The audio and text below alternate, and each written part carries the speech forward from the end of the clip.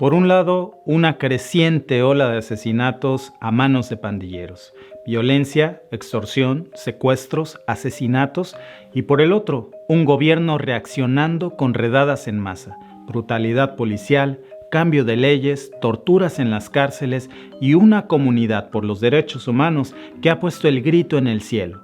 Es lo que se está viviendo en El Salvador luego de que Nayib Bukele diera luz verde a los cuerpos de seguridad para emplear cualquier medio contra las denominadas maras, las pandillas organizadas que aterrorizan las calles del país. Pero estas medidas también han dividido a la opinión de muchos países de América Latina que tienen el mismo problema en dos posiciones. La de quienes piensan que las extremas y crueles medidas de Nayib Bukele contra las maras podrían ser la única manera efectiva de combatir a los grupos de la delincuencia organizada y acabar con ellos, y la de los que creen que estas medidas podrían disparar los índices de violencia en una política de ojo por ojo y diente por diente. Pero ¿en qué consisten estas polémicas medidas que ha implementado el mandatario salvadoreño y qué tan efectivas han sido realmente? ¿Por qué muchos de sus críticos dicen que hay algo más, oculto detrás de una aparente guerra contra las maras? En este video te lo voy a decir. Yo soy Víctor y esto es The Mexican Family. A finales de marzo, El Salvador vivió un repunte de violencia a manos de las principales pandillas que desde hace años se han apoderado del país. Estas son las llamadas maras salvatruchas, o también conocidas como MS-13 y la Mara Barrio 18, con otras organizaciones. Estas dos pandillas fueron señaladas por el gobierno de El Salvador de cometer más de 87 asesinatos, muchos de ellos al azar, en lo que fue la jornada más sangrienta que se recuerda en los últimos 30 años. Lo más grave es que esta ola de crímenes, cometida en un solo fin de semana, se dio luego de varios meses de calma en las calles salvadoreñas, justo cuando el país celebraba la disminución de la violencia en su territorio y como respuesta, el 27 de marzo pasado, el presidente Nayib Bukele propuso a la Asamblea Legislativa un estado de excepción a nivel nacional, por un periodo de 30 días. ¿Pero qué significa esto? El estado de excepción es un mecanismo especial que se activa cuando un país se encuentra bajo seria amenaza o en una situación excepcional. Por ejemplo, un intento de invasión, una guerra, una pandemia o cualquier otro atentado contra la seguridad pública o el gobierno. De esta forma, el gobierno tiene libertad de hacer todo lo que considere necesario, así sean medidas drásticas que no estén planteadas en la Constitución, mientras se consideren un recurso necesario para defender a la nación. Pero ya desde antes de aprobar ese mecanismo, Bukele había autorizado a los cuerpos policiales salvadoreños a poner mano dura contra las maras como respuesta a la ola de sangre, montando una operación a gran escala que terminó con la detención de alrededor de 3,000 pandilleros, según las autoridades. Y luego de aprobarse el estado de excepción, se empezaron a tomar medidas que, en palabras del presidente de la Asamblea de El Salvador, Ernesto Castro, están destinadas a proteger la vida de los salvadoreños y confrontar de manera directa a las maras, mediante la suspensión de derechos constitucionales como la libertad de asociación, el derecho a una defensa patrocinada por el Estado en los tribunales, y al mismo tiempo se le dio autorización a los cuerpos de seguridad para intervenir llamadas telefónicas y realizar detenciones arbitrarias de hasta 15 días a cualquier sospechoso de pertenecer o relacionarse con las maras. Y no solo eso, porque un par de días después, la Asamblea también aprobó una reforma al Código Civil mediante la cual se estableció un endurecimiento de las condenas a miembros de las maras, fijándose entre 20 y 40 años para miembros activos y hasta 45 años para los líderes de facciones. Pero sin duda el postulado más polémico de esta reforma es el que considera a los niños pandilleros a partir de 12 años de edad como adultos, y eso significa que pueden ser juzgados como tal. Esta medida ha causado muchas discusiones en la comunidad internacional de defensores de derechos humanos si tenemos en cuenta que los mareros se suelen unir a estos grupos desde que son adolescentes. Entre el 2018 y el 2019, por ejemplo, se arrestaron más de 4.000 adolescentes identificados como supuestos pandilleros y prácticamente todos vinculados al MS-13 o al Barrio 18, que cuentan con más de 70.000 miembros activos. Aproximadamente 16.000 de ellos están en las rejas. Las repercusiones de estas medidas no se han hecho esperar. A través de Twitter, Bukele ha compartido imágenes y videos de las torturas aplicadas a los mareros en las cárceles, como darles un trato más rudo de lo usual, dejarlos sin comida, luz, colchones para dormir y aislarlos, lo que ha provocado muchas opiniones encontradas. Muchos familiares de víctimas han apoyado y respaldado las medidas de Bukele, pero también hay ciudadanos comunes y profesionales que se muestran preocupados por los posibles excesos de poder que Bukele le está dando a las autoridades. Y esto es porque entre los nuevos decretos también se prohíbe la elaboración de propaganda o mensajes relacionados a las maras, por ejemplo, los grafitis, pero también los mensajes alusivos a las maras en medios de comunicación. En otras palabras, se sancionará a los periodistas con 10 a 15 años de cárcel si hablan sobre las pandillas. Y esto ha caído muy mal en la prensa salvadoreña y los organismos que protegen la libertad de los periodistas. Pero si la guerra es contra las maras, ¿cuál es la razón de estas medidas contra el pueblo? La versión oficial dice que el repunte de violencia es culpa de las pandillas, a las que Bukele prometió erradicar y fue uno de los pilares en su victoria presidencial en el 2019. Es cierto que desde entonces las tasas de homicidio han ido disminuyendo año tras año, registrándose un total de 1.341 asesinatos en 2021. Esto habría sido gracias al Plan de Control Territorial, un proyecto de Bukele dirigido a exterminar a las pandillas cortándole su flujo de financiamiento y reforzando los cuerpos de seguridad, es decir, militarizándolos, por lo cual se han incautado millones de dólares, bienes y activos de las maras, y ese mismo dinero se ha reinvertido en armamento, equipos y capacitación de fuerzas de combate para luchar contra esas bandas. Hasta aquí todo suena perfecto. Sin embargo, la versión que maneja la opinión pública, opositora a Bukele, dice que su gobierno se ha dedicado a negociar con las maras para pactar una tregua, para que estos bajaran los índices de criminalidad y otorgaran cierto control territorial, a cambio de mejores condiciones en las cárceles y realizar favores económicos. Por supuesto, el gobierno siempre ha negado esta versión, incluso aún cuando el Departamento del Tesoro de Estados Unidos emitió sanciones contra ejecutivos de Bukele, presentando pruebas de haber dirigido y facilitado negociaciones con líderes pandilleros para la famosa tregua en más de una oportunidad, a lo que el presidente salvadoreño tildó de una mentira obvia. Pero para los analistas y la prensa, las cosas no están tan claras. Así como el Estado, las maras son estructuras que trabajan y se desarrollan muchas veces relacionándose indirectamente.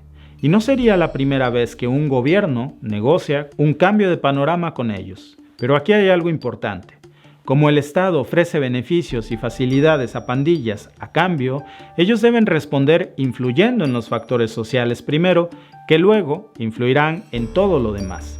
Es por esto que mantener los índices de criminalidad u homicidios bajos es tan importante, porque genera una visión quizás sesgada para la ciudadanía de que hay seguridad, lo que mantiene limpia la imagen del gobierno de cara a las nuevas elecciones, sobre todo a nivel legislativo. Curiosamente, el partido de Bukele, que es Nuevas Ideas, tiene amplia mayoría de asambleístas y se llevó 2/3 de los votos en las elecciones legislativas del 2021. Por lo que no sería extraño pensar que las maras pudieran haber sostenido un apoyo político o una tregua para mantener una suerte de falsa paz, la cual podría haberse roto viendo que Bukele ha restado mucha capacidad económica a sus propias pandillas en el último tiempo. Hasta hace poco, las maras en El Salvador eran calificadas como terroristas, pero al ser tan complicado demostrar su vinculación y accionar con esos grupos, las condenas y castigos variaban mucho. Como ya sabes, la influencia de las pandillas va de la mano con el manejo de tasas de violencia, como un mecanismo de poder que el Estado debe combatir con su propio poder. Y es que ya desde antes de Bukele, otros gobiernos trataron de erradicar este problema desde lo superficial y no desde la raíz, porque la violencia organizada es producto de constantes fallas del sistema del Estado que se van arrastrando y se aíslan en lugar de tratarse. Por eso la famosa política de mano dura de Francisco Flores de 1999 al 2004 y la posterior tregua durante el mandato de Mauricio Funes solo empeoró todo. Los jóvenes criminales en El Salvador se convirtieron en una red de presión contra un sistema que los crió con violencia y los trató con más violencia. No es coincidencia que en El Salvador liderara por varios años la tasa de homicidios en relación a su población, porque la gestión de la seguridad pública, los programas de reinserción y el sistema penal en general es uno de los más caóticos y desiguales que existen en América Latina. Y esto tiene su origen en el abandono del propio Estado a la mayoría de las comunidades, con su centralización de las políticas, el pobre control de la seguridad y la confrontación de estructuras de poder. Siendo más directos, podemos decir que el propio Estado ayudó a fortalecer a esos mismos grupos criminales, les otorgó influencia y un papel dentro de la economía del crimen. A la hora de la verdad, la pregunta es, ¿los esfuerzos han sido suficientes para erradicar a las maras? De puertas para afuera aparentemente, se han contenido bien. Aparte de los mecanismos que ya te he comentado, el estado de excepción que se aplicó en El Salvador, también en el año 2020, cuando en plena pandemia del COVID-19 las maras aprovecharon la poca atención de las autoridades de El Salvador para ocasionar otro fin de semana sangriento, 50 víctimas, a lo que Bukele respondió con más violencia de primera fila. Autorizó el uso de la fuerza letal y gestionó la mezcla de pandilleros de distintas maras en las cárceles, apoyándose su característico tono gráfico en redes sociales y llamando la atención otra vez de la comunidad internacional. Supuestamente, esto se hizo para evitar que desde la cárcel se coordinaran órdenes hacia el exterior, endureciendo el trato de las autoridades en busca de información de inteligencia. Así que aisló a los líderes de los grupos del resto de los privados de su libertad, de comodidades básicas y todo contacto con el exterior, al punto de que salieron a la luz videos de pandilleros pidiendo por sus derechos como reos y aceptando cooperar con el gobierno, es decir, los quebró. ¿Quieres saber un dato curioso? Desde que comenzó la pandemia en El Salvador, la tasa de homicidios había bajado increíblemente, llegando hasta una sola muerte diaria. Pero de repente, en un solo fin de semana, todo se salió de control, tal como sucedió justo ahora. A pesar de militarizar las zonas más concurridas de maras y atacar su estructura con sus propios recursos, muchos analistas sugieren que han sido las propias maras quienes han cambiado su estrategia y modus operandi para evitar los enfrentamientos con las fuerzas públicas del Estado, porque el negocio para ellos es rentable si y solo si mantienen su control territorial. ¿Recuerdas que te comenté sobre sanciones de Estados Unidos a funcionarios de Bukele? Estados Unidos tiene una ley llamada Ley Magnitsky, por la cual pueden sancionar a ciudadanos extranjeros sospechosos de violaciones de derechos humanos o de corrupción a gran escala. De esa manera, en diciembre del 2021, acusaron a Osiris Luna, jefe del sistema penal salvadoreño, y a Carlos Amilcar, presidente de la Unidad de Reconstrucción del Tejido Social, de ser los principales negociadores del gobierno con líderes de las maras encarcelados en busca de una tregua. Aunque Estados Unidos solo investiga sus implicaciones desde el 2020, cuando venían ofreciendo incentivos económicos, favores y mejorar la calidad de vida de los pandilleros dentro de los penales, por ejemplo, con teléfonos celulares, acceso a comidas especiales e incluso con ciertos privilegios sexuales. Existen muchos medios de comunicación que recogen pruebas de negociaciones con las maras desde mucho antes que Bukele. A su vez, la ruptura de los diálogos y las promesas de Bukele serían las causas reales del aumento repentino de la violencia cada cierto tiempo, ya que las maras utilizan los homicidios como un método de presión y extorsión, pero también para enviar mensajes claros con un descontento que tienen frente al gobierno.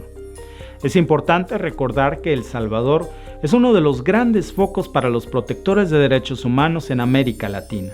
Particularmente, en el tema de las maras, la alta comisionada de la ONU de Derechos Humanos reconoció que es deber del Estado garantizar la seguridad y la justicia, pero que a su vez se hagan conforme a los marcos internacionales. Lo mismo expresó el secretario general de la ONU, Antonio Guterres, poniendo en duda que el estado de excepción y las reformas que ha hecho Nayib Bukele sean efectivas. E incluso fue más allá. Pidió directamente que cualquier acción que ponga en peligro la integridad y la vida de los reos se revierta inmediatamente. Pero a todo esto, Bukele se ha mantenido firme y ha acusado a los distintos organismos de derechos humanos de ponerse del lado de los pandilleros antes que del lado de las víctimas. E incluso mandó este mensaje. Por ahí andan rumores que quieren empezarse a vengar de la gente honrada, al azar. Hagan eso y no va a haber un tiempo de comida en las cárceles. Uno. A ver cuánto tiempo duran sus homeboys allá adentro. Les juro por Dios que no comen un arroz. Y vamos a ver cuánto tiempo duran. Y no me importa lo que digan los organismos internacionales, que vengan a proteger a nuestra gente. Que vengan a llevarse a sus pandilleros. Las declaraciones tan controvertidas que ha hecho Nayib Bukele en contra de los organismos defensores de derechos humanos y por otro lado, su política de mano dura frente a las maras lo han puesto de nuevo en el centro de la discusión de la comunidad internacional. Y ahora que ya lo sabes, dime en los comentarios, ¿crees que estas medidas serán realmente efectivas para acabar con las maras? ¿Bukele ha podido contenerlas o han sido las negociaciones? Y sobre todo, ¿crees que se debe garantizar el acceso a los derechos humanos de los grupos criminales? Estaré atento a tus comentarios. Y si te ha gustado este video, ayúdanos suscribiéndote al canal y regálanos un like para que más personas puedan ver nuestro contenido. Yo soy Víctor y te veo en el próximo video.